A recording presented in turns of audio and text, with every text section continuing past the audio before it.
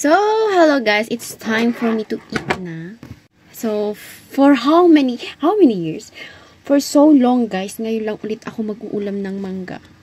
Ayun, favorite ko talaga to. Ang sarap kahit ilaga mo lang okay na. Itong ugot ng sayote. Tapos, ayan, with sibuyas. Hindi ko lang. Favorite kong sibuyas. Kahit mabaho, hindi naman sa bungangin. So, ayan, let's eat na guys.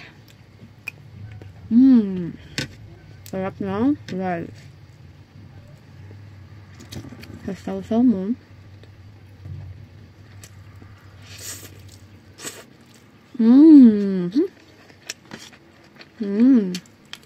Tapos,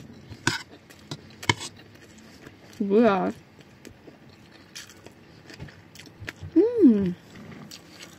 Lame.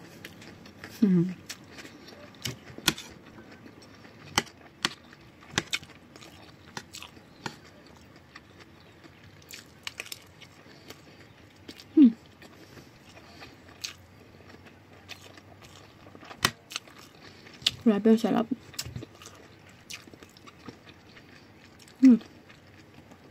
Tamis. Kala ko nina.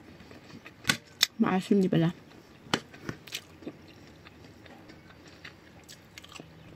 Parang kulang ko pa tong ulam ko. Pero may isa kasing hindi pa kumain. Maubusan siya. Dami kasi namin dito, guys. Alam kami sa bahay na to.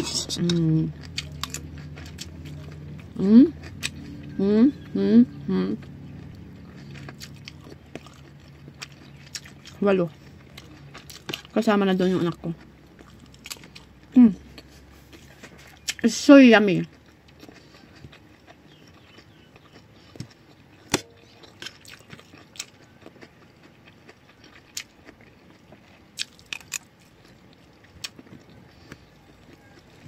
Magmangga pa tayo.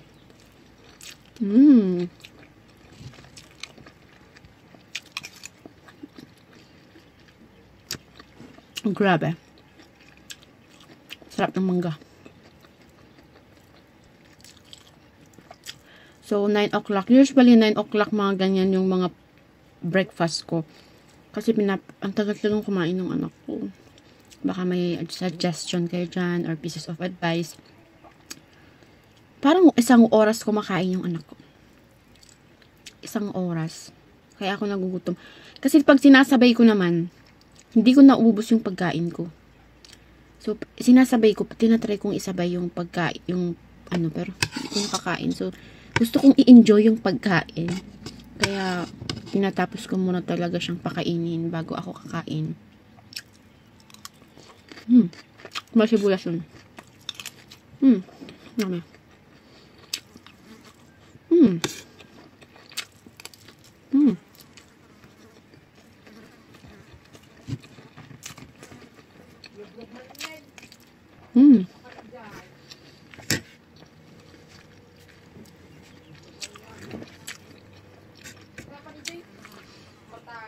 Grabe. Sarap. Mas masarap pa sa kauli ng manok. Yeah. So yummy. So di na natin siguro tatapusin yung yung video. Ay yung pagkain ko kasi limited lang yung time natin. Tapos nakakaubos ng storage. No?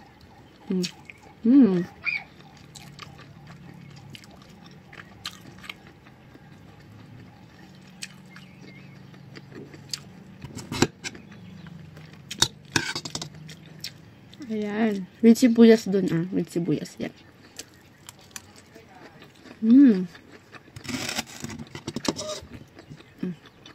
Sibuyas.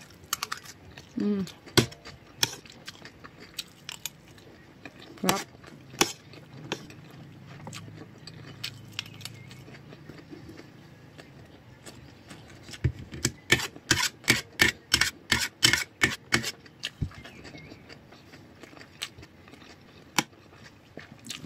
Mangga.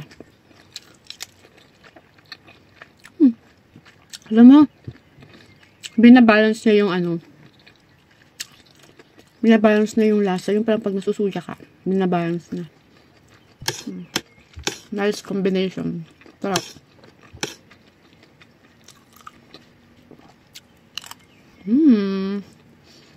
Yummy.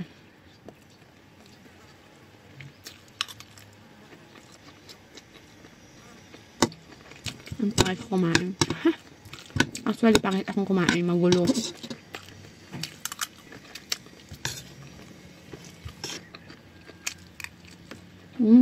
Sabayan nyo.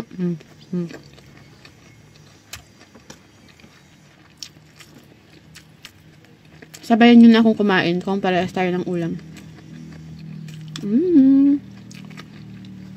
It's so yummy.